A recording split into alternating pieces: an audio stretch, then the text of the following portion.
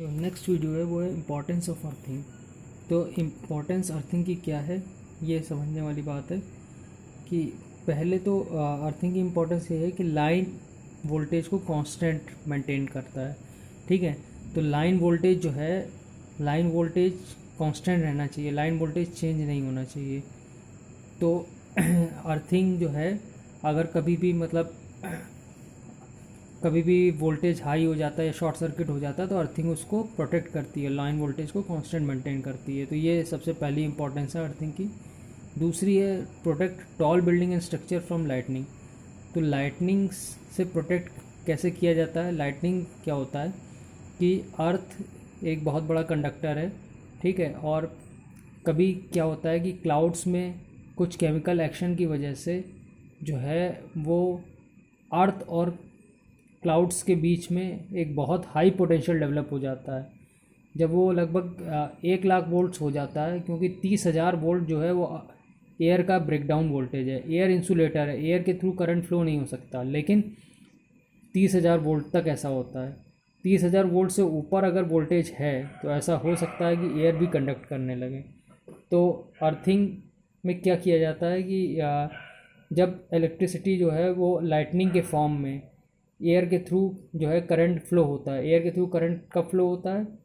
जब ऊपर और नीचे मतलब अर्थ का जो पोटेंशियल मान लीजिए 0 वोल्ट है और ऊपर जो है 1 लाख वोल्ट्स डेवलप हो जाता है, तो लाइटनिंग हमें दिखाई देती है। मतलब लाइटनिंग एक तरीके से आप समझ लीजिए एक आग है और उसके थ्रू जो है वो इलेक्ट्रॉन्स एयर में के थ्रू फ्लो कर रहे हैं। जब एयर के थ्रू फ्लो करेंगे तो एयर के कोवेलेंट बॉन्ड्स को ब्रेक करके फ्लो करेंगे और इस प्रोसेस में क्या होता है, बहुत एनर्जी रिलीज़ होती है। एनर्जी रिलीज़ होने की वजह से साउंड आपको सुनाई देगी, साउंड तो सुनाई देगी, और दूसरा जो है ये लाइटनिंग फॉल होगी। तो लाइटनिंग जहाँ पे भी गिरेगी वो उस जगह को जला सकती है। दूसरी बात ये है कि वहाँ पे इतना हाई वोल्टेज मतलब एक तरीके से करंट फ्लो हो रहा है, तो वो करंट जिस ऑब्जेक्ट पे भी गिरेगा वो ऑब्जेक्ट भी बर्न हो सकता है।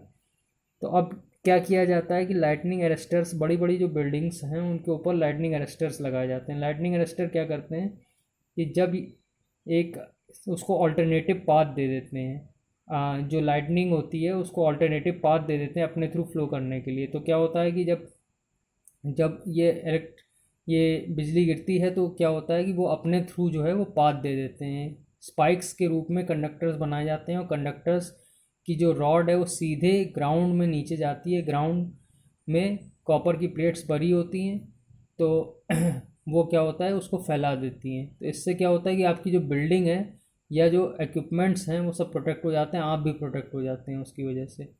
क्योंकि अब आप सोचिए एक मेटल की रॉड अगर लगी हुई है और आपकी जो बिल्डिंग है वो मेटल की तो नहीं बनी, मतलब मेटल उसमें यूज़ किया गया, सरिया सब मेटल की होती हैं, लेकिन फिर भी उसमें काफ़ी मिट्टी बालू और ये सब चीज़ें भी यूज़ की गई हैं। तो उस वो मेटल जितने अच्छे कंडक्टर नहीं होते हैं, वो भी कंडक्टर होते हैं लेकिन मेटल जितने अच्छे नहीं। अगर दो रास्ते मिल जाते हैं करंट को फ्लो करने के लिए, मान लीजिए आपकी बिल्डिंग से रास्ता मिल रहा है और एक आपके रॉड से मिल रहा है, जो आयरन रॉड आपने यूज़ की गई है लाइटनिंग अरेस्टर में, तो क्या होगा कि जिसका रेजिस्टेंस कम है उससे ज़्यादा करंट फ्लो होगा, तो ज़्यादातर करंट जो है वो लाइटनिंग अरेस्टर से फ्लो हो जाएगा और आपके जो रॉड्स, आपकी जो हाउस है वो प्रोटेक्ट हो जाएगा।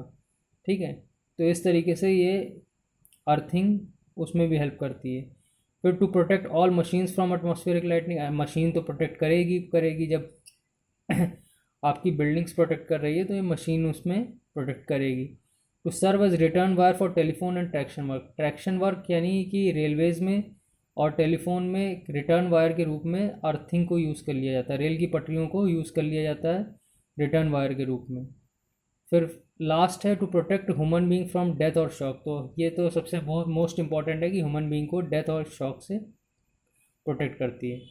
ठीक है, अब बैटरीज़ की बात करें तो बैटरीज़ दो टाइप की होती हैं, मेनली प्राइमरी बैटरी और सेकेंडरी बैटरी। ये दो तरीके की बैटरी मानी जाती है। प्राइमरी बैटरी जो होती हैं वो एक ही बार यूज़ किया जा सकता है, ठीक है, और ये इसमें जो केमिकल रिएक्शन होता है वो इरिवर्सिबल होता है, मतलब आप उसको रीयूज़ नहीं कर सकते। तो एक बार केमिकल रिएक्शन हो गया तो उसकी लाइफ ओवर हो जाती है। तो ये बैटरी जो आप जो नॉर्मल सेल्स आप ख़रीदते हैं बाज़ार से, 1.5 वोल्ट के, 3 वोल्ट के, 6 वोल्ट के, तो वो ये सब जो सेल्स होते हैं ये आप इसको कह सकते हैं प्राइमरी बैटरी, क्योंकि ये रीयूजेबल नहीं होती हैं।